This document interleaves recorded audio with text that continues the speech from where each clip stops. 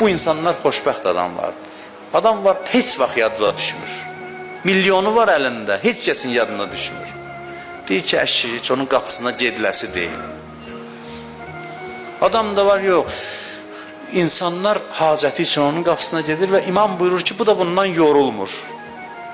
Yorulmur ki, şirət eləyin falan, belə yorulmur. Ya gücü çatır, eləyir, ya da ki, eləyə bilməsə də eləyəmir, amma yorulmur. Allaha şükür eləyir, çünki neymətdir. Cəmaatın bizə olan ehtiyacı neymətdir. Mən eşitmişəm Abdullah ibn Cəfər, Həzrət Zeynəbin həyat yoldaşı, Cəfər Təyyarın oğlu.